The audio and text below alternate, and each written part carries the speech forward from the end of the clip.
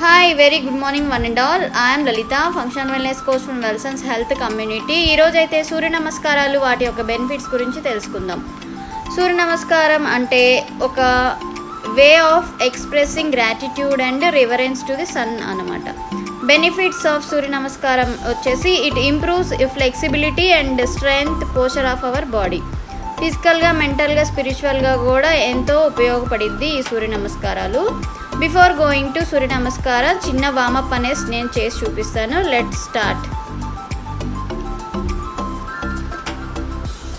1 2 3 4 5 6 7 8 ఇలా వామప్ అయితే చేసుకోవాలి. నెక్స్ట్ సైడ్ బెండ్స్ చూసారు కదండి. ఈ వామప్ వల్ల మోర్ ఫ్లెక్సిబిలిటీ అయింది మనకి సూర్య నమస్కారాలు 12 పోజెస్ చేయడానికి. Body fronts word and backward, ఈ 4 వామప్స్ అనేది ఏ ఎక్సర్సైజ్ చేయడానికి ముందైనా కంపల్సరీగా చేయాలన్నమాట. డైరెక్ట్గా మనం ఎక్సర్సైజ్ కానీ సూర్య నమస్కారాలు కానీ చేస్తే బాడీ మనకి సహకరించదన్నమాట. ఇప్పుడైతే సూర్య నమస్కారాల్లోకి switch on to Surya నమస్కారాస్.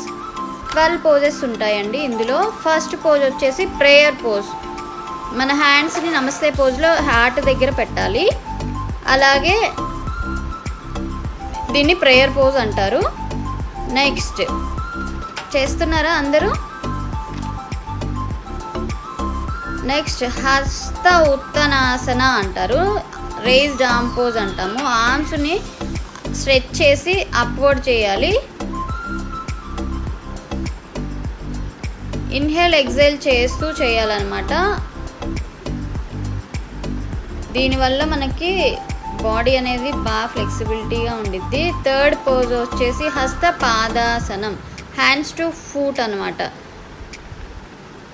Bend అయ్యి మన హ్యాండ్స్ని టోస్కి టచ్ చేయాలన్నమాట. అందరికీ కనిపిస్తుందా అండి? చేయగలుగుతున్నారా? ఏదో ఒకటి సింబల్ ఇవ్వండి, నాకు ఏదో ఒక రియాక్షన్ ఇవ్వండి.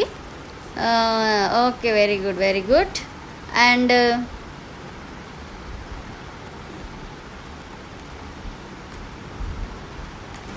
అందరూ చేయగలుగుతున్నారా?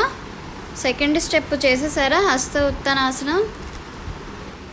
నెక్స్ట్ థర్డ్ స్టెప్లోకి వెళ్ళిపోదాం. థర్డ్ స్టెప్ని హస్త పాదాసనం మనం అంటామన్నమాట.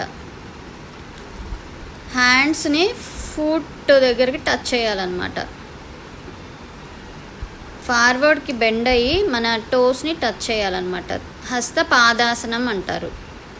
Next fourth step, fourth pose అశ్వ సంచలకాసనం. రైట్ లెగ్ని బ్యాక్వర్డ్ వేయాలి, లెఫ్ట్ లెగ్ని ఫార్వర్డ్ చేయాలి. Next step both legs back in a plank. దీన్ని దండాసనం అంటారనమాట. ఒక ప్లాంక్ పొజిషన్లోకి వచ్చేస్తాము, దండాసనం అంటారు. ఇన్హేల్ ఎక్సేల్ చేస్తూ చేయాలి. నెక్స్ట్ అష్టాంగ నమస్కార ఆసనం. చెస్ట్, చిన్న, నీస్ అన్నీ కూడా మనం గ్రౌండ్కి టచ్ అయ్యేలాగా ఉంచాలి. దీన్ని అష్టాంగ నమస్కార పోజ్ అంటాం. నెక్స్ట్ భుజంగాసనం, కోబ్రా పోజ్.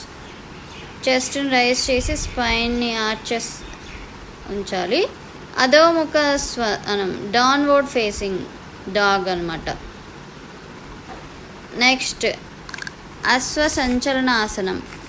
ఇది మిర్రర్ ఆఫ్ ది స్టెప్ 4 అనమాట. ఆపోజిట్ లెగ్ ఫార్వర్డ్ చేయాలి. తర్వాత హస్త పాదాసనం, return to the standing forward bend. Next raised arm pose. Next ప్రణమాసనం. ఓకేనండి, అర్థమైంది కదా? మీరు కూడా చేయగలుగుతున్నారా? నెక్స్ట్ సేమ్ స్టెప్స్ లెఫ్ట్ హ్యాండ్తో చేద్దాం. ఇప్పుడు మళ్ళీ ప్రేయర్ పోజ్లోకి ఫస్ట్ స్టెప్. నెక్స్ట్ పోజ్ వచ్చేసి raised arm pose. Next third pose వచ్చేసి హస్త పాదాసనం. మన హ్యాండ్స్ని ఫుట్కి టచ్ చేయాలి. నెక్స్ట్ ఆపోజిట్ లెగ్, లెఫ్ట్ లెగ్ని బ్యాక్వర్డ్ వేయాలన్నమాట ఈసారి. ఇంతకుముందు మనం రైట్ లెగ్ వేసాం కదా, ఇప్పుడు left leg. Next both legs back in a plank, దండాసనం అంటారు దీన్ని. ఈ ఆసనం అయిపోయాక అష్టాంగ నమస్కారాసనం, చెస్ట్ చిన్న knees touching the ground. Next భుజంగాసనం, పైకి చూడాలన్నమాట, chest raises and spine arches. Next 8th downward facing dog pose. Next opposite leg ముందుకు రావాలి, ఇది mirror of the step 4. Next హస్తపాదాసనం,